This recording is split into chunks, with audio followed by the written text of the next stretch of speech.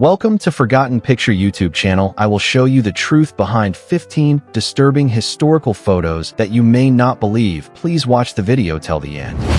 In the grim courtroom of White Plains, New York, on March 11, 1935, the trial of Albert Fish for the horrific murder of 10-year-old Grace Budd commenced, unfolding over 10 tense days. The elderly defendant pleaded not guilty by reason of insanity, insisting divine voices commanded him to sacrifice children. Expert psychiatrists took the stand, detailing Fish's unimaginable perversions: sadism, masochism, flagellation, exhibitionism, voyeurism, piquerism, cannibalism, coprophagia, urophilia, pedophilia, and more. In his closing summation, defense attorney James Dempsey declared Fish a true psychiatric phenomenon, an individual unmatched in history for harboring such a vast array of sexual abnormalities.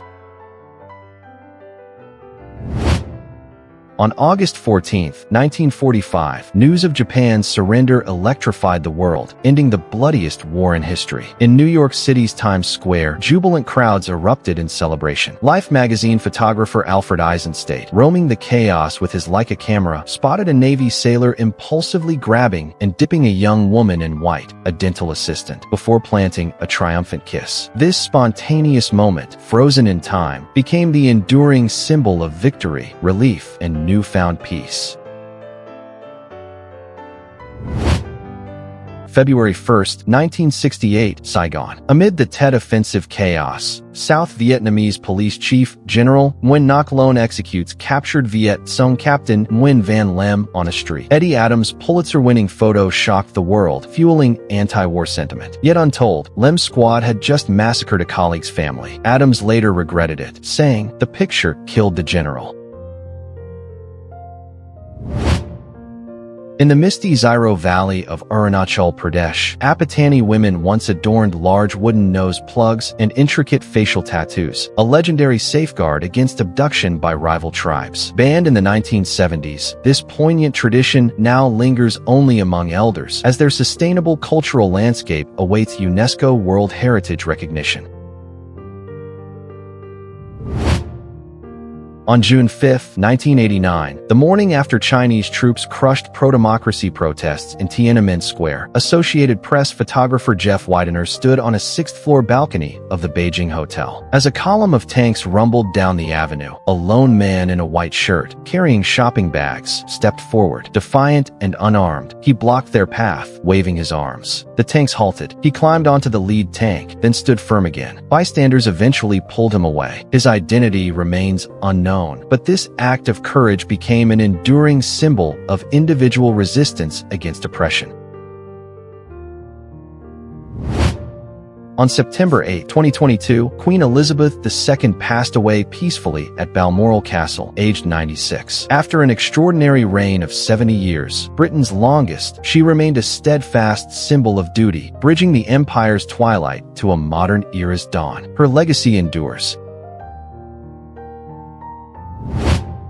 December 8, 1980. Inside their Dakota apartment overlooking Central Park, John Lennon and Yoko Ono welcomed photographer Annie Leibovitz for a Rolling Stone cover shoot. John insisted Yoko join him. He stripped bare, curled vulnerably around her clothed form, and kissed her cheek. "This captures us perfectly," he said, smiling. 0.5 hours later, outside those same walls, shots rang out. John Lennon was gone, forever frozen in that tender, final embrace. In March 1936, amid the Great Depression's hardship, photographer Dorothea Lange captured Florence Owens Thompson, a 32-year-old Cherokee mother of 7, stranded in a California pea pickers camp. This poignant image became an enduring symbol of resilience and poverty, spurring New Deal aid. Yet Thompson, who received no compensation, later resented its portrayal of her family as destitute. In 1918, amid World War I's fervor, Hutterite brothers Joseph and Michael Hofer stood firm in their pacifist faith, refusing military service. Imprisoned and brutally mistreated at Fort Leavenworth, they died as martyrs. Their wives and children bore witness to profound sacrifice for conscience. On February 23, 1945, amid the fierce Battle of Iwo Jima, Associated Press photographer Joe Rosenthal captured 6 U.S. Marines raising the American flag atop Mount Suribachi. Tragically, 3 of these brave men would fall in battle shortly after. On May 6, 1937, the magnificent LZ-129 Hindenburg, pride of Germany's Zeppelin fleet and the largest airship ever built, approached Lakehurst, New Jersey, after a transatlantic voyage. Suddenly, flames erupted from the rear. In just 34 seconds, the hydrogen-filled giant was engulfed. 36 lives were lost, yet miraculously, 62 of the 97 aboard survived. Herb Morrison's cry, "Oh, the humanity," echoed worldwide, abruptly ending the golden age of airship travel.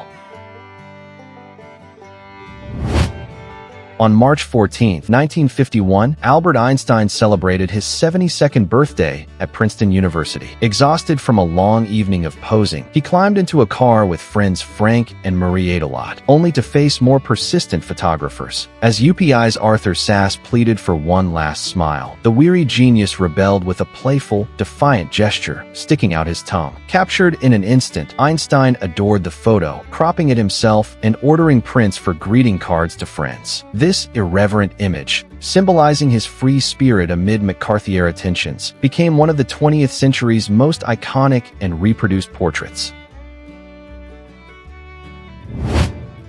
In the harsh Arctic expanse, long before modern sunglasses, the ingenious Inuit crafted snow goggles from caribou antler, walrus ivory, whalebone, or driftwood. Narrow slits shielded eyes from blinding glare, preventing painful snow blindness, a true testament to ancient survival innovation, with examples dating back over 2,000 years.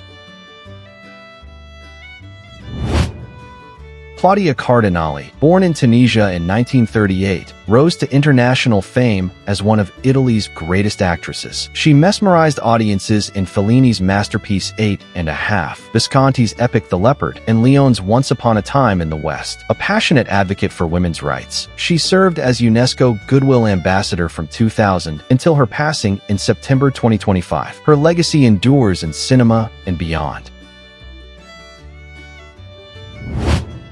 In the late 1960s, during Nigeria's brutal civil war, Biafra's secession triggered a devastating blockade. Emaciated children with swollen bellies became symbols of unimaginable suffering. Over 1 million lives were lost to starvation. These haunting images shocked the world, sparking global outrage and directly inspiring the founding of Médecins Sans Frontières, forever changing humanitarian aid.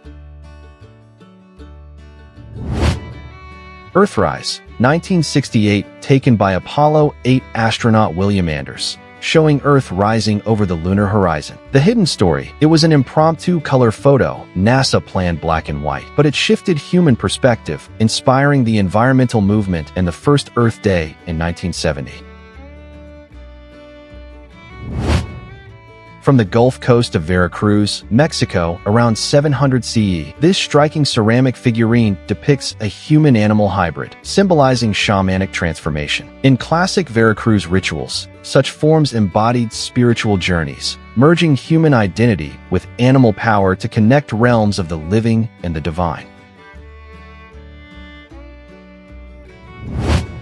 In 1925's silent masterpiece The Phantom of the Opera, Lon Chaney, the man of 1,000 faces, crafted his own horrifying makeup without prosthetics. Using wire hooks to flare his nose, often causing bleeding, blackened eye sockets, jagged teeth, and collodion for skeletal skin, he endured real pain. When Christine unmasks him, audiences screamed in terror, birthing cinema's first true horror icon.